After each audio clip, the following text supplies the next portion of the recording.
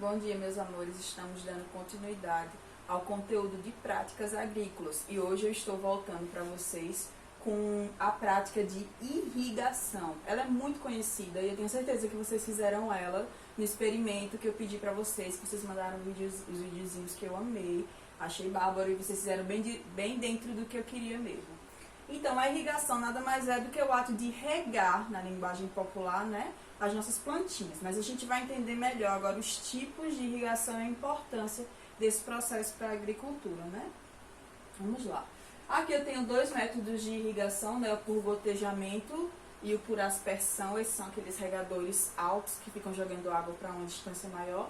E esse aqui é aquelas mangueiras com furinhos que liberam gotinhas de água diretamente na raiz das plantas. A gente vai estudar cada um desses, que são os dois mais importantes, de maneira bem detalhada.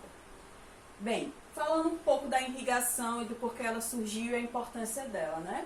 A técnica foi criada para suprir a necessidade de água na agricultura, porque antes a gente só podia plantar em locais que tivesse abundância de chuva ou que fossem próximos a aquíferos, barragens, rios, lagos, mananciais, entre outros. Então a agricultura ela era muito limitada ao espaço que possuía água. E a gente vivia dependente disso, então era muito difícil cultivar, porque nem todas as terras têm essas características, né? Então a irrigação ela foi criada, ela foi elaborada para suprir a necessidade de água nos diversos pontos agrícolas do mundo inteiro, inclusive aqui no Brasil. Nós que vivemos no Nordeste sabemos bem disso, da nossa dificuldade com água, principalmente porque nós temos salvação para muitos produtores aqui no Nordeste, né?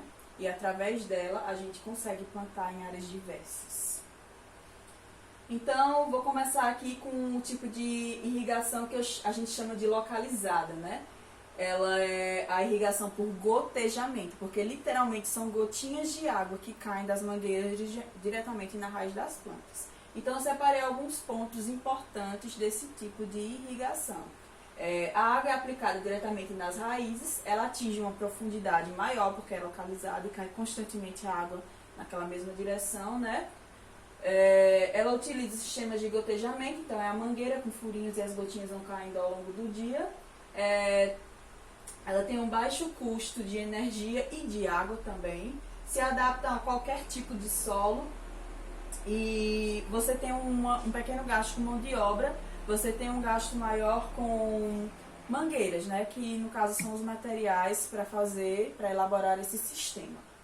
Então, o segundo que eu trago para vocês é o sistema de irrigação por aspersão, que é com aqueles regadores que ficam lançando água constantemente.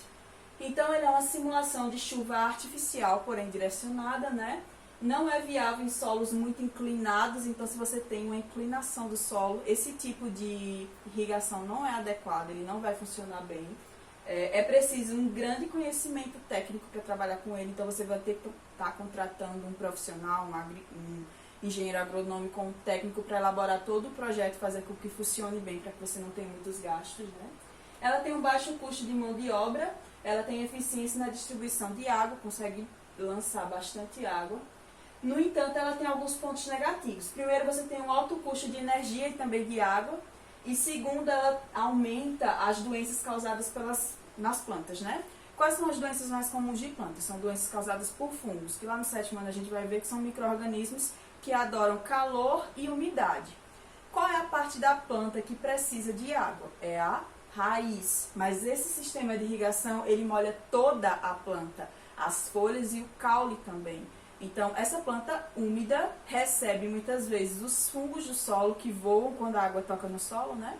Os fungos voam e acabam alcançando o corpo da planta e podem provocar doenças nessas plantas. Então, tem essa grave falha, inclusive é o motivo de muitos produtores não utilizarem esse sistema pelo aumento de doenças nas plantas. Então, percebam e lembrem-me desse detalhe.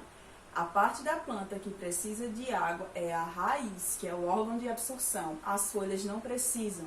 As folhas são órgãos de transpiração, fotossíntese e outras coisas que vocês vão ver mais pra frente, né? Então é um fator importante para a gente estar prestando atenção nesse assunto.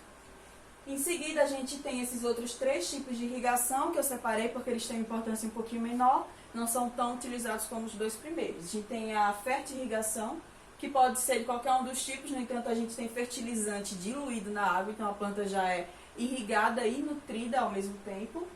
É uma mistura de adubação com irrigação. Tem a microaspersão, que é utilizada para culturas pequenininhas, de pequeno porte, como coentro e tal, né? E temos a irrigação de superfície, que é o alagamento. É irrigar tanto, que chega a ficar saturado o solo de água, que é essencial e é utilizado apenas em algumas culturas. Culturas que precisam muito de água em excesso, como o arroz, por exemplo, precisa sempre estar em solos alagados. Então, é um tipo de irrigação que vai ser específico para alguns tipos de planta. Gente, por hoje é só no nosso conteúdo de irrigação. Eu vou estar mandando a aula para vocês aqui em PDF e vou estar distribuindo também atividades dos outros assuntos e desse para vocês resolverem do livro. Qualquer dúvida, me procurem. Tchau!